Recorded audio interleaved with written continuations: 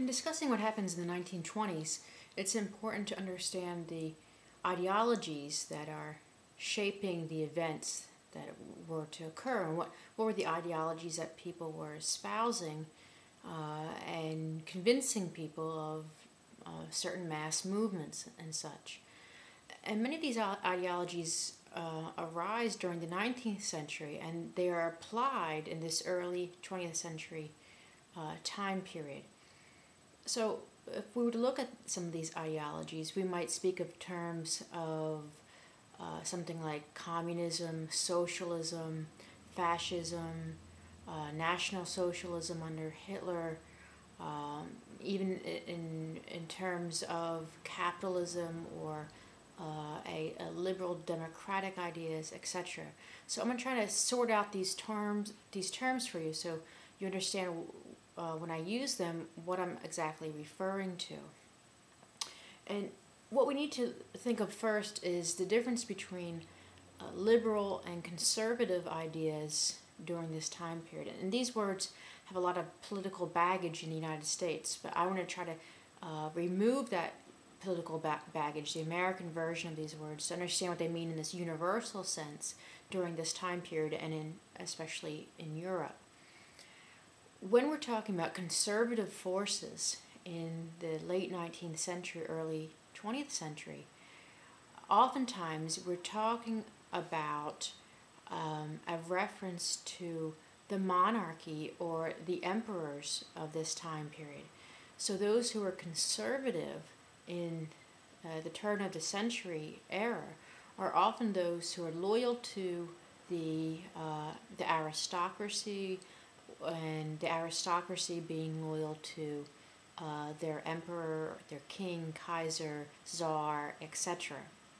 So conservative forces are oftentimes pushing a social agenda that is beneficial to the monarchy. It could be a top-down approach when we're talking about conservative forces. That means that the Tsar, for example, might want to make reforms from above and not from below. When I mean from below, I mean from a mass political movement from the people. Okay, when we talk about the people, like the large masses. So when we're talking about a conservative push, maybe in this time period, it's those who want to retreat back to the time of the emperors. Remember, at the end of World War I, we have a lot of empires collapsing. And there are those who want to turn to the former kings and former forces of this aristocracy for solutions and answers.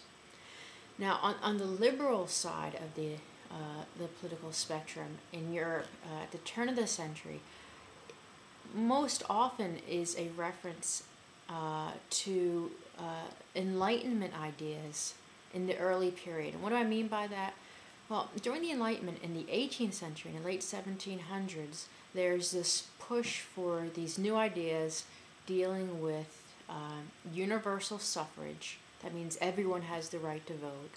It has to do with this idea that there are fundamental human rights given by God. And a great encapsulation of these ideas is seen in Thomas Jefferson's Declaration of Independence. The Declaration said there were certain human rights given by God. Those rights, in the American version of this, was the right to life, liberty, and the pursuit of happiness. He's practically plagiarizing the views of John Locke. John Locke was an English author from the 17th century who said that the fundamental human rights were life, liberty, and property, and Jefferson played upon these ideas. And this is a really common belief of the liberal forces during this time period. So it's this push for democracy. It's a push to have a dismantling of the government at the top level, a separation of powers. In the U.S. government, it came out in this application of Enlightenment values that we had. We had a separate judiciary, executive, and legislative branch. And so the various nations that try to apply this had their own take on it. So In the U.S., that was the construction that we created in the Constitution.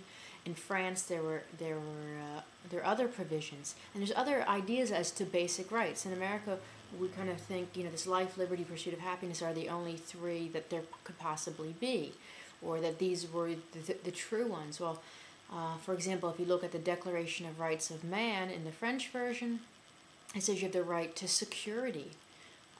That means something quite different. And if we had to guarantee that in say, for example, in our own Constitution, that would mean if you lived in a neighborhood that was dangerous, then you could then petition the federal government for some kind of redress to correct that situation, a right to security. We don't have that in the U.S., but the other nations have other versions of these rights. For example, today in Estonia, they have a right to free internet access guaranteed in their constitution. So this idea comes from this Enlightenment time period, late 1800s. So it's basic ideas of democracies. We might call this a liberal Enlightenment approach. And these were the basic forces at the time period, the turn of the century, this idea of conservatism, a return to the monarchy and control from the top, and this idea of having a parliamentary liberal democracy that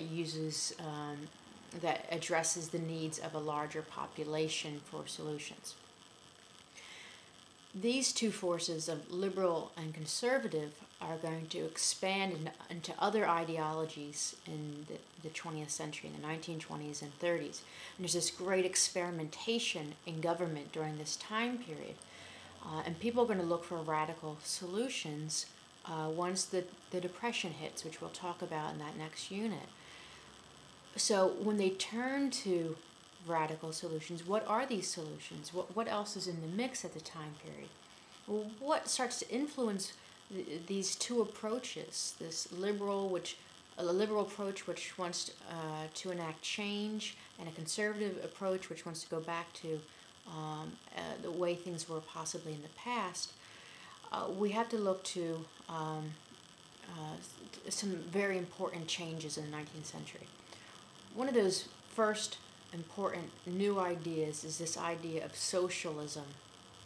And socialism takes many forms, and this word socialism is applied in many forms. So if you see that it's in the name or title of a party, it doesn't mean much. It can mean liberal or conservative. Until you listen to the platform, you won't know much. It's applied very widely, especially in Europe even today. Socialism at its core looked to the idea that society needs to be structured in a way that the basic needs are being met for all.